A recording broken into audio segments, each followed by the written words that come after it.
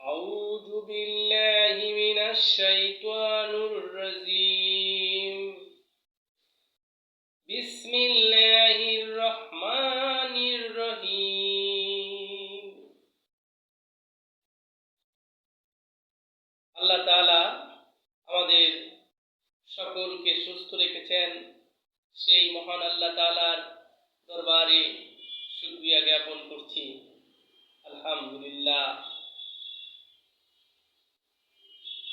আজকে আমি যে বিষয়টি নিয়ে কথা বলবার জন্য হাজির হয়েছি সে বিষয়টি হচ্ছে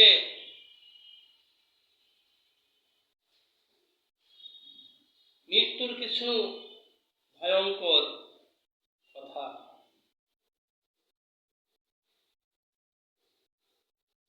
আমাদের সবাইকে মৃত্যুর স্বাদ গ্রহণ করতে হবে। কুল্লু নাফসিন জায়গাতুল মাউত।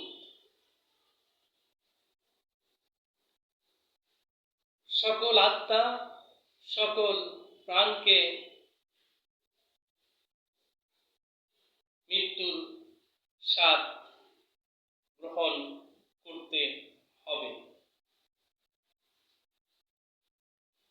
আল্লাহ তাআলা বলেন, হে নবী, আপনি বলে দেন, তোমরা মৃত্যু থেকে যেখানে পালাও না কেন সেখানেই মৃত্যু যাবে এবং তোমার মৃত্যু হবে। এটা অনিবার্য এবং চিরন্তন সত্য ঘটনা।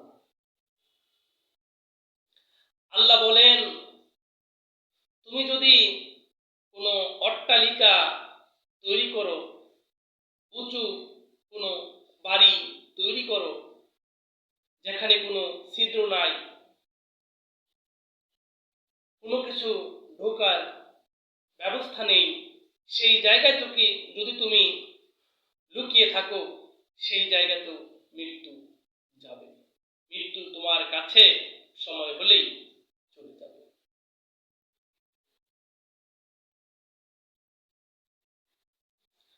রাসূল সাল্লাল্লাহু আলাইহি ওয়াসাল্লাম বলেন যে তোমরা মৃত্যুর বিষয়টি বেশি বেশি স্মরণ রাখবে, তাহলেই তোমরা ভালো থাকবে।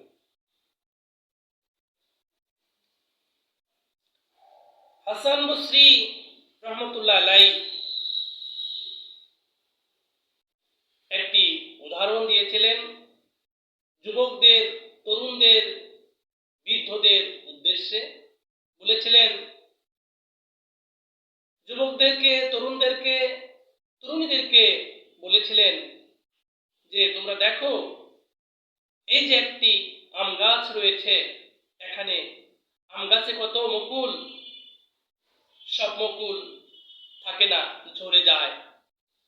আম গাছে কত আম, সব আম পাকা পর্যন্ত যায় না, ঝরে যায়, থাকে খুব কম।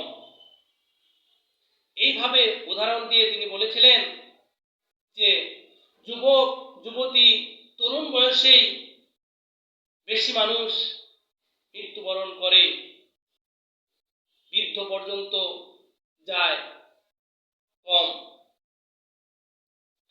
আল্লাহ তাআলা আমাদেরকে যেন সবাইকে সহি মৃত্যু দান করে।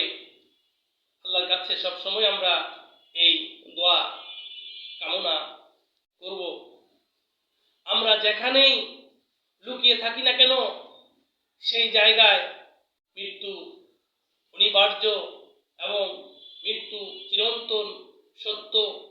মৃত্যু সকলকে গ্রহণ করতে হবে এবং কেউ এই জায়গা থেকে লুকিয়ে থাকলেও রেহাই পাবে না। আল্লাহ তাআলার কাছে আমরা ফরিয়াদ করব যেন মহান আল্লাহ তাআলা আমাদেরকে মৃত্যুর সময় সহজ মৃত্যু দেয়। দেয়, ঈমানের সহিত মৃত্যু দেয়। আল্লাহর কাছে আমরা এই প্রার্থনা করব।